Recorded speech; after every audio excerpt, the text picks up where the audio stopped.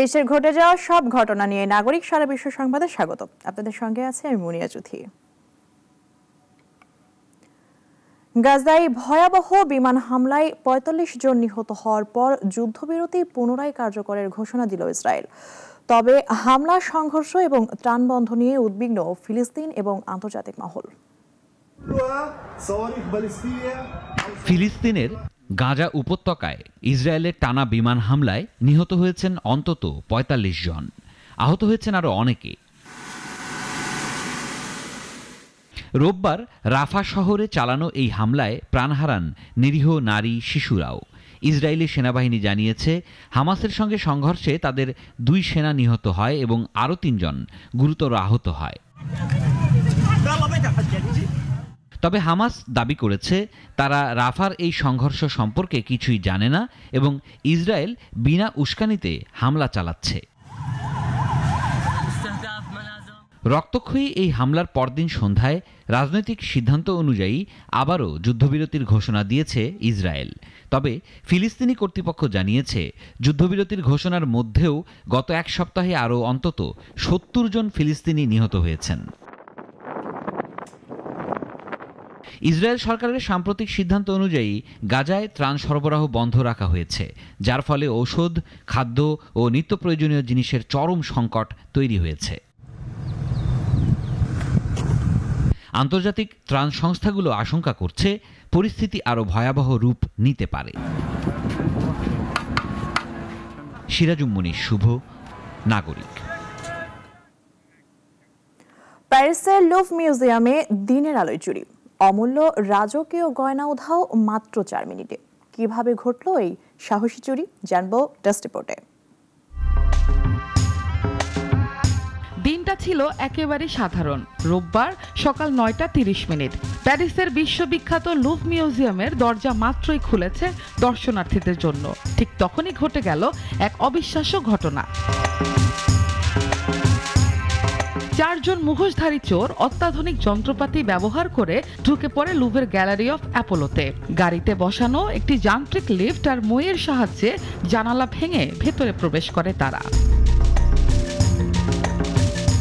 ২ চোর ব্যাটারি চালিত কাটার দিয়ে কাঁচ কেটে ঢুকে পড়ে জাদুঘরের ভেতরে। নিরাপত্তারক্ষীদের হুমকি দিলে দ্রুত দর্শনার্থীদের সরিয়ে নেওয়া হয়।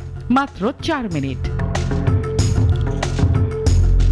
এই স্বল্প সময়ে চোরেরা ভেঙে ফেলে 2টি প্রদর্শনী বাক্স আর চুরি করে নেয় 8টি অমূল্য গয়না। চুরি হওয়া গয়নাগুলোর মধ্যে ছিল রানী মেরি এমিলি ও রানী অতসের টিয়ারা, সম্রাজ্ঞী মেরি লুইজের পান্নার হার এবং দুল, সম্রাজ্ঞী ইউজিনির 2টি টিয়ারা এবং ব্রোচ এবং 19 শতকের রাজপরিবারের আরও বেশ কয়েকটি দুষ্প্রাপ্য অলংকার। সবকিছু ছিল পেশাদারভাবে করা। সহিংসতা ছিল না, কিন্তু ছিল নিখুঁত পরিকল্পনা। চুরির পর স্কুটারে করে দ্রুত পালিয়ে যায় তারা। তবে পালানোর সময় পড়ে যায় সম্রাজ্ঞী ইউজেনির একটি মুকুট, যা উদ্ধার করেছে পুলিশ। এখন ফরাসি পুলিশ খতিয়ে দেখছে সিসিটিভি ফুটেজ। তদন্ত চলছে, কিন্তু এখনো চোরদের ধরা যায়নি। ফ্রান্সের সংস্কৃতি মন্ত্রণালয় বলছে, এই গয়নাগুলো শুধু দামি নয়, এগুলো দেশের ঐতিহ্যের অমূল্য অংশ। লুভে চুরি এর আগেও ঘটেছে। সবচেয়ে বিখ্যাত 1911 সালে মোনালিসা চুরির ঘটনা। আর এবার আরও একবার কেঁপে উঠল লুভের প্রাচীন দেয়াল, চিরন্তন রত্ন আর রাজসিক ঐতিহ্যের এই মন্দিরে। নাবিলা মারজুক, নাগরিক। হংকং আন্তর্জাতিক বিমানবন্দরে একটি কার্গো বিমান রানওয়ে থেকে ছিটকে সাগরে পড়ে গেছে। এতে বিমানবন্দরের 2 জন গ্রাউন্ড স্টাফ নিহত হন। স্থানীয় সময় রাত 4টায় উড়োজাহাজটি দুবাই থেকে হংকং পৌঁছায়। উত্তর দিকে রানওয়েতে নামার সময় একটি টহল গাড়ির সঙ্গে ধাক্কা লেগে সাগরে পড়ে যায় বিমানটি। 4 ক্রুকে অক্ষত অবস্থায় উদ্ধার করা হয়। জানা গেছে, যাত্রীবাহী উড়োজাহাজকে কার্গোবাহী উড়োজাহাজে রূপান্তর করা হয়েছিল। সীমান্তে ভূতের ভয় দেখাচ্ছে থাইল্যান্ড, অভিযোগ কম্বোডিয়ার। তারা বলছেন, থাই সেনারা সীমান্ত এলাকায় লাউডস্পিকারে ভূতের মতো আর্তনাদ বাজিয়ে মানসিক যুদ্ধ চালাচ্ছে।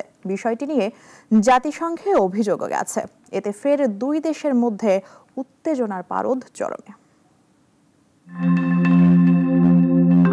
থাইল্যান্ড ও কম্বোডিয়ার সীমান্তে রাতে শোনা যাচ্ছে রহস্যময় শব্দ, কখনো ভূতের আর্তনাদ, কখনো বিমানের গর্জন। কম্বোডিয়ার দাবি, থাইল্যান্ড এই শব্দ ব্যবহার করছে মানসিক যুদ্ধের অস্ত্র হিসেবে।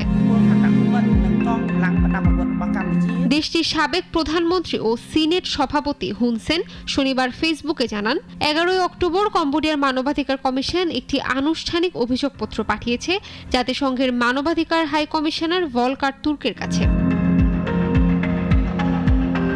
চিঠিতে বলা হয়েছে, সীমান্তবর্তী গ্রামগুলোতে থাই সেনারা রাতভর লাউডস্পিকারে উচ্চস্বরে ভৌতিক শব্দ বাজাচ্ছে। এমন শব্দ স্থানীয়দের ঘুম ও মানসিক স্থিতি নষ্ট করছে। কেউ কেউ বলছেন, এই আওয়াজে শিশুরা ভীত হয়ে পড়ছে, বয়স্কদের হচ্ছে মাথা ব্যথা ও উদ্বেগ। কম্বোডিয়ার মানবাধিকার কমিশন সতর্ক করেছে, এই মনস্তাত্ত্বিক হামলা দুই দেশের সম্পর্ককে আবারও অস্থির করে তুলতে পারে। অন্যদিকে থাই সরকার এখনো কোনো মন্তব্য করেননি। তবে থাই সেনারা অভিযোগ তুলেছে, কম্বোডিয়া নতুন করে সীমান্তে স্থল মাইন পুঁতছে, যার বিস্ফোরণে গত জুলাই থেকে অন্তত 6 জন থাই সেনা আহত হয়েছেন। কম্বোডিয়া বলছে এগুলো পুরনো যুদ্ধের সময়ের মাইন। কম্বোডিয়ার তথ্যমন্ত্রী নেত ফিয়াক্ত্রা বলেন, এটি শুধু শব্দ দূষণ নয়, এটি মানবাধিকারের লঙ্ঘন। অন্যদিকে থাইল্যান্ডের প্রধানমন্ত্রী আনুতিন চনভিরাকুলের মন্তব্য, এতে দেশটির আন্তর্জাতিক ভাবমূর্তি ক্ষুণ্ণ হবে না। উল্লেখ্য, গত জুলাইয়ে দুই দেশের সীমান্তে 5 দিনের সংঘর্ষে 38 জন নিহত হয় এবং বাস্তুচ্যুতি হয় 3 লাখ মানুষ। এরপর যুদ্ধবিরতি হলেও এ ভূতের শব্দ বিতর্কে আবারও বাড়ছে উত্তেজনা। ইশরাত জাহান, নাগরিক। আলোর উৎসব দীপাবলিতে আজ সনাতন ধর্মাবলম্বীদের ঘরে ঘরে জ্বলে উঠছে প্রদীপ, আলো ও আনন্দের বেলা। শুধু ধর্মীয় নয়, এটি এখন সংস্কৃতি ও ঐক্যের উৎসব। ভারত, বাংলাদেশ, নেপাল সহ বিশ্বের নানা প্রান্তে উদযাপিত হচ্ছে দীপাবলি। কারোর জন্য এটি কালী পূজা, আবার কারোর জন্য বন্দি মুক্তির দিন। অন্ধকারের বিপরীতে আলোর জয়, এ যেন শুভর প্রতীক, আশার প্রতিশ্রুতি। দেশে দেশে আজ সেই দীপাবলি আলোর উৎসব। বাংলাদেশ, ভারত, নেপাল সহ বিশ্বের নানা প্রান্তের সনাতন ধর্মাবলম্বীরা আজ ঘরে ঘরে জ্বালাচ্ছেন প্রদীপ, সাজাচ্ছেন বসতবাড়ি ও দোকানপাট, আর শিশুদের মধ্যে চলছে আতশবাজির উৎসব।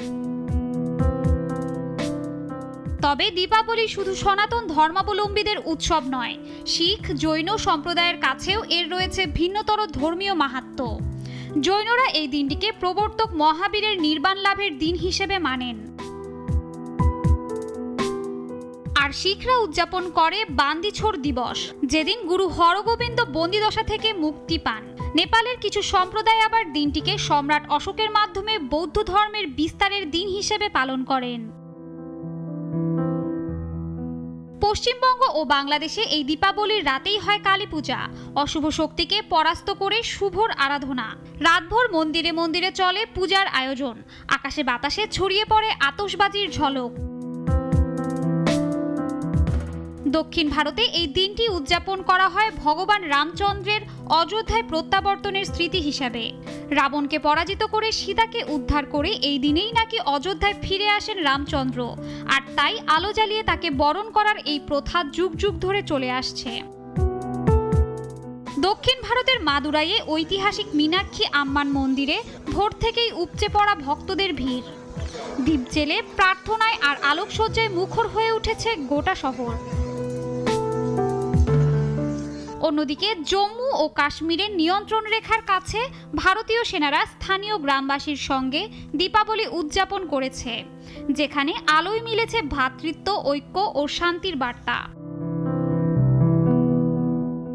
দীপাবলি পালিত হয় অমাবস্যার রাতে, যখন চারদিক থাকে অন্ধকারে ঢেকে। বিশ্বাস করা হয় এই আলো জ্বালিয়ে মানুষ অশুভ আত্মাকে দুর্বল করে, অন্ধকারের বিরুদ্ধে আলোর জয়গান গায়।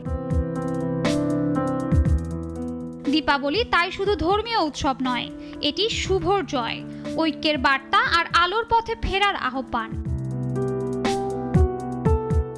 শাশ্বতী সরকার, নাগরিক। নাগরিক সারা বিশ্ব এখন এ পর্যন্তই। এরপর সন্ধ্যা 6টায় নাগরিক সংবাদ দেখার আমন্ত্রণ রইল। সবাইকে ধন্যবাদ।